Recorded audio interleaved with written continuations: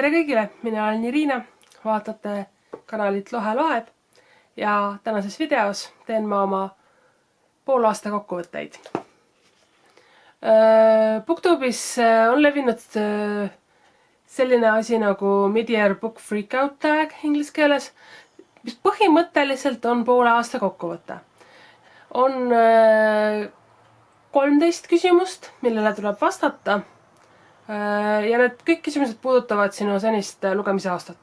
Kuidas on läinud, mida sa oled lugenud, milles pettunud, mis sulle meeldinud ja nii edasi.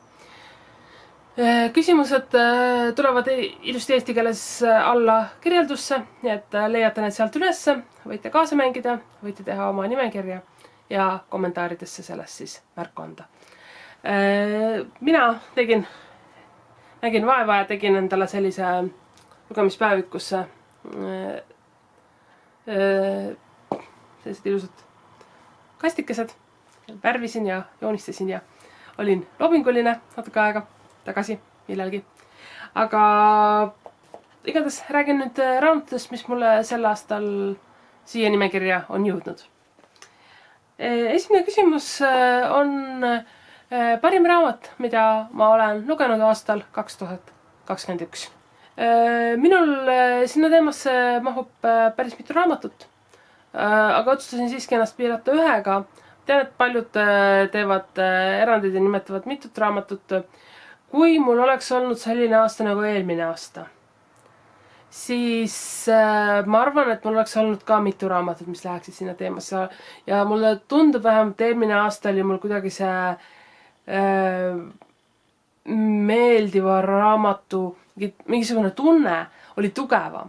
See aasta ma vaatasin Goodreadsis oma seni loetud raamatuid ja mõtlesin ja nuputasin, et milline neist on see, mis mulle kõige rohkem meeldis. Sest et ma ei ole väga palju pettunud sel aastal, sest enamus raamatud, mis ma olen lugenud, ma ütleks isegi, et enamus, vaid suur hulk neid raamatuid, mis ma olen see aasta lugenud, on tegelikult head raamatud. Aga sellist ülevoolavat tunnet, et vot see raamat on tõsiselt hea. Eelmine aasta mul see oli Edward Rutherfordi London. Vaimustav raamat. Pilt kuhugi tuleb niikuinii. Aga see aasta mul seda ei olnud. Aga igatahes parim raamat, mis ma olen see aasta lugenud, on arvatavasti mina panin selleks Matt Haig'i The Midnight Library, eesti keeles Keskkonna raamatukogu täitsa olemas, Varrak kandis välja. Päris kiiresti kus juures, plusspunktid Varrakule, väga kiire tegutsemine. See sai eelmine aasta Goodreadsi Choice'is vist mingisuguse parim fiction. Ma ei ole kindel, aga sinna ta läks. Maagiline realism, mis mulle meeldis. Siin on minu nii-öelda meeldivad kohad ja tsitaadid, mis mulle tundusid, et väärivad äramärkimist. Aga jah, räägib siis noorast, kes otsustab ühel hetkel, et tema elu on täiesti halb, väga halb, ei vääri elamist, otsustab nii-öelda oma elule punkti panna. Ja ärkab üles raamatukogus, kus kohtub oma lapsepõlve raamatukoguhoidjaga. Ja see raamatukogu asub nii-öelda elu ja surma piiril ja seal on võimalik vaadata, mis oleks saanud, kui sa oleksid teinud teistsuguseid valikuid. Et selline mõnes mõttes ma isegi märkisin seda oma arvustuses. Et mõnes mõttes see raamat on nagu ilukirjanduse maski taha varjunud eneseabi raamat. Eneseabi ma väga ei loe, aga see oli päris hea. Järgmine on parim järg, mida sa oled lugenud 2012. aastal. 2021. Ma rändan ajas liiga palju tagasi. Aga ma kirjutasin ühe asja. Ma kirjutasin sinna, et parim järg, enne veel, ma ei ole väga hea järgede lugeja. Ma olen hea sarjade alustaja, aga järgmise raamatu lugemiseni ma tavaliselt jõuan väga-väga hilja. Et nagu ma ütlesin, ma lugesin Shannon Messengeri Keeper of the Lost Cities järgmise raamatu ära, siis eelmises videos mainisin. Aga see ei olnud päris nii hea, kui ma siia punkti paneksin. Siis ma lõpuks panin kirja Shannon Maguire'i Beneath the Sugar Sky, seda ma kuulasin audioraamatuna, ma soovitan neid kuulata audioraamatuna. Nad on piisavalt väikesed, et lähevad kiiresti ja enamasti neid jutustatakse päris hästi. Aga ma panin selle seepärast, et mul ei olnud päris meeles, mida ma olen lugenud ja mida ma nagu saaksin sinna panna. Ja siis mulle tuli meelde just praegu filmimise ajal Anthony Horowitzi ja Alex Rideri teine raamat Point Blank, mis oli ka väga hea. Aga las jääb too selliseks honorable mentioniks ja ikkagi see on siis Wayward Children'i sarja 3. raamat. Tegelikult väga huvitav sari, see on võitnud igasuguseid Hugosid ja Nebulasid ja mida ta kõike võitnud ei ole. Ja mulle see sari meeldib. Aga nagu ma ütlesin, kuna ma ei ole eriti hea järgede lugeja, siis this is the best I can do. Hiljuti ilmunud raamat, mida ma ei ole veel lugenud, aga mida ma väga tahan lugeda. Minu puhul on selleks minu lemmik noortekirjaniku Becky Albertalli hiljuti ilmunud Kate in Waiting. Et ma tellisin selle endale ette. Ma pole veel lugenud. Ma isegi ei lugenud, milles see raamat on siis, kui ma seda ette tellisin, sest et Becky Albertalli. Järgmine on 4. küsimus, raamat, mille ilmumist sa väga ootad, mis ilmub siis selle aasta teises pooles. Minu jaoks on see Rainbow Rowelli Carry On'i sarja 3. osa. On olemas Carry On ja Wayward Son. Ja 3. osa on nüüd ilmunud. Ilmus juuni lõpus ja selle pealkiri on Anyway the Wind Blows. See peaks mingi hetk minuni jõudma, kuna ka see oli mul ette tellitud. Ja räägib siis Simonist ja baasist ja on mõnes mõttes natukene selline, vähemalt see Carry On oli välja valitu ja võlukunstikooli teemasid parodeeriv raamat võlukunstikoolist ja väga halvast väljavalitust. Et mulle see raamat väga meeldis. Seda ma pole veel lugenud. Nagu ma ütlesin, ma ei ole hea järgede lugeja, aga ma tellisin ikkagi 3. raamatu ka ette ära. Teema number 5, ehk siis suurim pettumus, õigemini küsimus number 5. Minu jaoks on see paraku paljudele väga meeldinud raamat. See on Leslie Waltoni ja Ava Lavanderi iseäralikud ja kaunid kannatused. Maagiline realism. Ma ei ütle, et see raamat on halb. See raamat mulle täitsa meeldis. Ma lihtsalt ootasin sellest väga palju rohkem.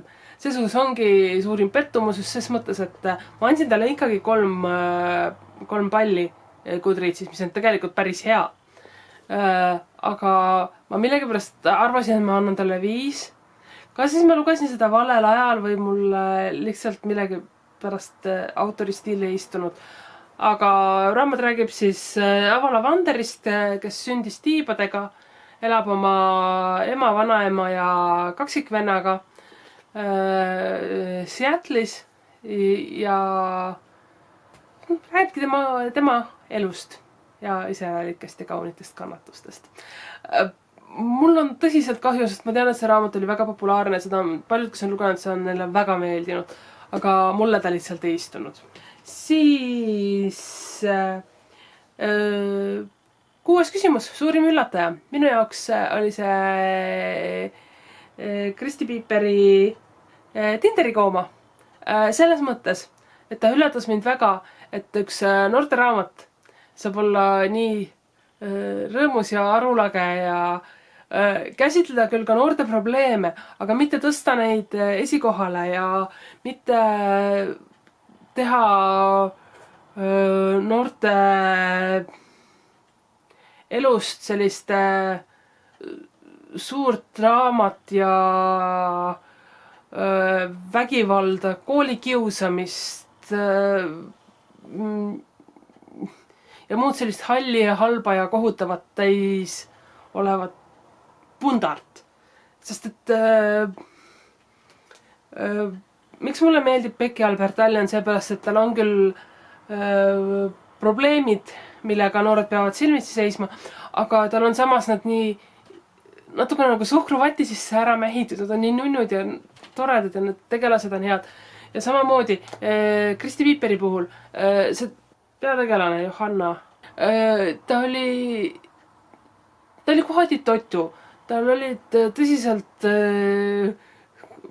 vahepeal väga arulagedad probleemid. Tema, issand, see, kuidas ta ülikooliga püüdis hakkama saada, see pani kulmu kõrgitama ja oli nii imelik. Aga see raamat oli nii naljakas, see oli nii soe, ta oli nii tore. Kõik need tegelased, kellega ta kohtus, kuigi nad olid kohati, ütleme natukene vastikud, nad olid ikkagi nii mõnusad, see oli tore lugeda. See raamat pani mind naerma ja minu arvates on see noortekate puhul, eriti Eesti autorite noortekate puhul, natukene harva esinev nähtus.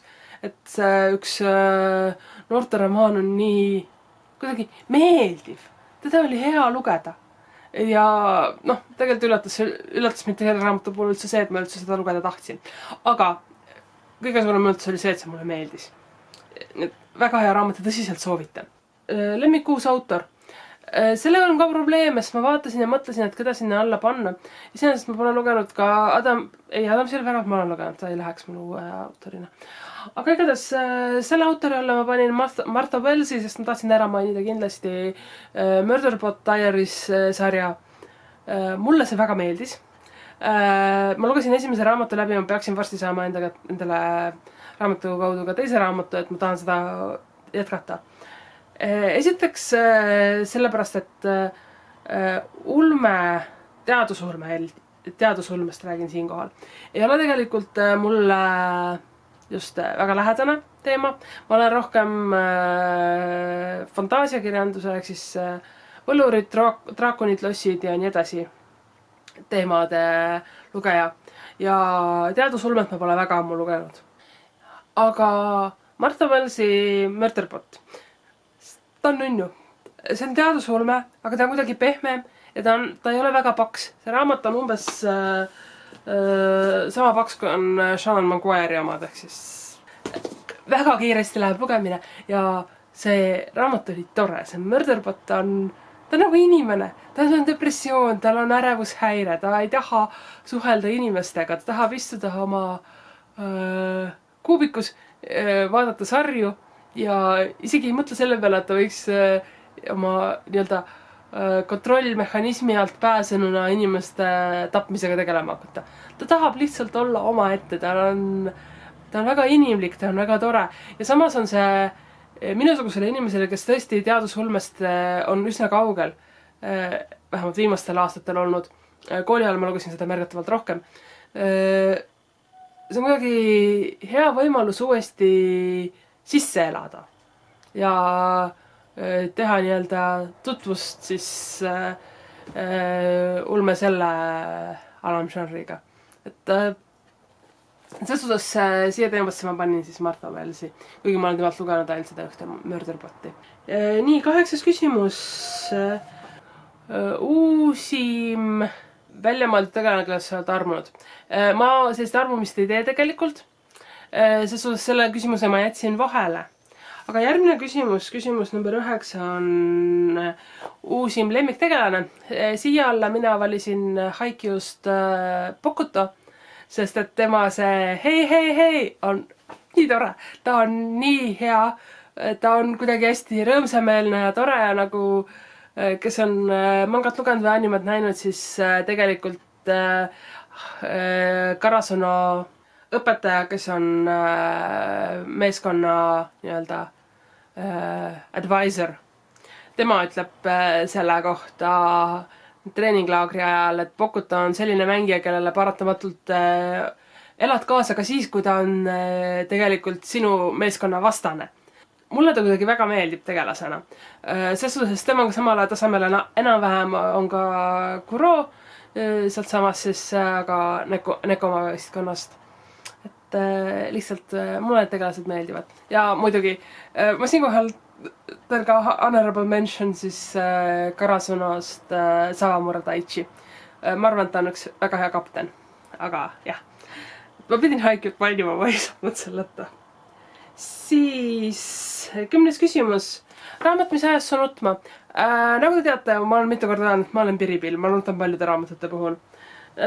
Seekord pidin valima ja mäletan kindlalt nutmist Adam Silvera The Both Die at the End puhul.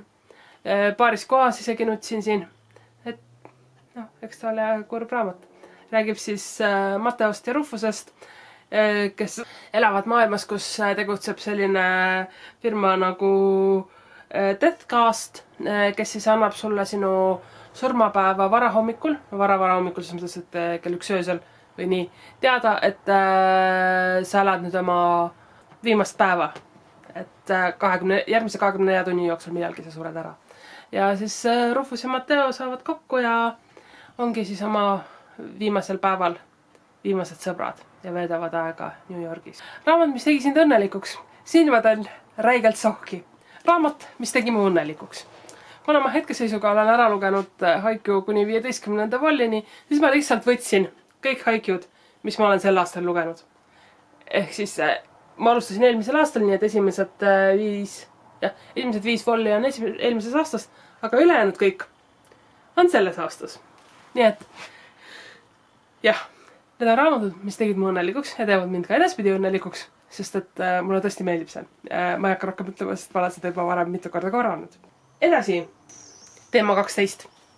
Kõige ilusam raamat, mis ma olen sel aastal endale ostnud või kingituseks saanud. Ma ei pea rohkem ütlema, sest ta on tõsiselt ilus. See on kõige ilusam raamat, mis ma olen saanud. Tegelikult mitte ostnud, vaid just kingituseks saanud. Mulle kingiti see. Ja endiselt Lisa Isato illustratsioonid on vaimustavad. Nii et jah, kõige kaunim raamat. Igalt poolt näitan. Ja viimane küsimus on raamatud, mis ma pean selle aasta jooksul veel ära lugema. Minu juuliplaane te juba nägite, mis seal on. Tegelikult on päris palju neid, mida ma pean lugema. Ma ei hakanud neid nimetama, ütlesin lihtsalt palju. Ja tegelikult ongi palju, mida ma tahaksin lugeda ja mida ma peaksin lugema selle aasta jooksul läbi. Aga jah, see on minu poolaasta kokkuvõte. Mid-year book freakout tag. Ja nii ta läks. Olen lugenud sel aastal kokku 60 raamatut ja nendest siis välja valinud need. Nagu öeldud, vastake ise nendele küsimustele kommentaaridesse, öelge, mis teil on sel aastal meeldinud, mis on pettumust valmistanud, mis on nutma ajanud, milliseid raamatuid plaanite veel lugeda edaspidi selle aasta jooksul, mida ootate. Ja ma loodan, et teil on lugemine läinud sama hästi kui minul. Mina olen praegu selle aasta esimese poolega vähemalt väga rahul. Ja sellega ma lõpetaksin. Tore, et te mind vaatasite. Alati on teiega mõnus suhelda. Ja näeme järgmises videos. Nägemist!